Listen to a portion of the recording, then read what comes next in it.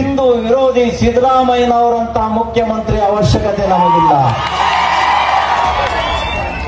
ನಿನ್ನೆ ಮಂಡ್ಯ ಜಿಲ್ಲೆಯಲ್ಲಿ ಮದ್ದೂರು ಪಟ್ಟಣದಲ್ಲಿ ಗಣೇಶ ವಿಸರ್ಜನಾ ಮೆರವಣಿಗೆ ಹೋಗ್ಬೇಕಾದ್ರೆ ಆ ಶೋಭಾಯಾತ್ರೆ ಮಧ್ಯೆ ಸಾಗುವಂತ ಸಂದರ್ಭದಲ್ಲಿ ಅಲ್ಲಿ ಒಂದು ಪಕ್ಕಕ್ಕೆ ಮಸೀದಿ ಇದೆ. ಮಸೀದಿಯಿಂದ ನೂರಾರು ಕಲ್ಲುಗಳು ಒಮ್ಮಿಂದೊಮ್ಮೆಗೆ ಗಣೇಶನ ಮೇಲೆ ದಾಳಿ ಆಗ್ತದೆ. ಪೊಲೀಸ್ ಇಲಾಖೆ ಮಸೀದಿ ಒಳಗಡೆ ಹೋಗ್ಲಿಲ್ಲ.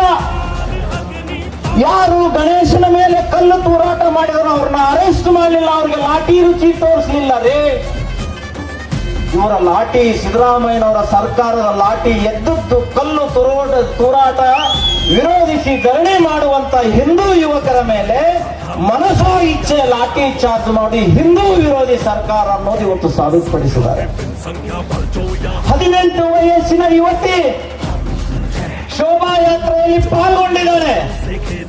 ಒಬ್ಬ ಪೊಲೀಸ್ ಬೇಕಂತೆ ಆ ಹೆಣ್ಣುಗಳನ್ನ ಟಾರ್ಗೆಟ್ ಮಾಡಿ ಹಿಂದೆ ಹೋಗಿ ಬಲವಾಗಿ 2 ಏಟುಗಳನ್ನ ಕೊಟ್ಟು ಆ ಯುವತಿಯನ್ನ ನೆಲಕ್ಕುರುಳುವ ಹಾಗೆ ಮಾರಣಾಂತಿಕವಾಗಿ ಇವತ್ತು ಹಲ್ಲೆ ಮಾಡಿದರು. ಯಾಕೆ ಇವ್ರು ಲಾಠಿ ಮಸೀದಿ ಕಡಿತಿರ್ಲಿಲ್ಲ? ಯಾಕೆ ಮಸೀದಿ ಒಳಗಡೆ ಕಲ್ಲು ಬಂದ ತಕ್ಷಣ ಆ ಮುಲ್ಲಾಗಳನ್ನ ಮೌಲವಿಗಳನ್ನ ಅರೆಸ್ಟ್ ಯಾಕೆ ಮಾಡಲಿಲ್ಲ? ಯಾಕೆ ಅಂತ ಕೇಳಿದ್ರೆ ಮುಸ್ಲಿಂ ತುಷ್ಟೀಕರಣ. ಸಾಗರದಲ್ಲಿ ಗಣೇಶನ ಮೆರವಣಿಗೆ ಆಗ್ತಾ ಇತ್ತು. ಮತ ಅಂದರು ಮೆರವಣಿಗೆಯನ್ನ ತಡೆದರು. ನಮ್ಮ ಭವ್ಯವಾಗಿರುವಂತಹ ಗಣೇಶ ಮೂರ್ತಿಯ ಮೇಲೆ ಉಗುಳಿನಿಂದ ಅಪವಿತ್ರ ಮಾಡಿದರು. ಅಲ್ಲಿ ಪೊಲೀಸ್ ಇಲಾಖೆ ಏನೂ ಕ್ರಮ ತಗೊಳ್ಳಿಲ್ಲ. ಯಾವಾಗ ಹಿಂದೂ ಸಮಾಜ ಸದೃಢ ಸಮಾಜ ಆಗೋದಿಲ್ವೋ, ಅವರು ನಮ್ಮ ಮೂರ್ತಿ ಮೇಲೆ ಉಗುಳಿದರೆ ನಾವು ಅವರ ಮುಖಕ್ಕೆ ಎಲ್ಲಿವರೆಗೂ ಉಗುಳೋದಿಲ್ವೋ ಅಲ್ಲಿಯವರೆಗೆ ಈ ಮತಾಂಧ ಪಾಕಿಸ್ತಾನದ ಏಜೆಂಟರು ಬಾಲ ಬಿಚ್ಚೋದು ಬಿಡೋದಿಲ್ಲ.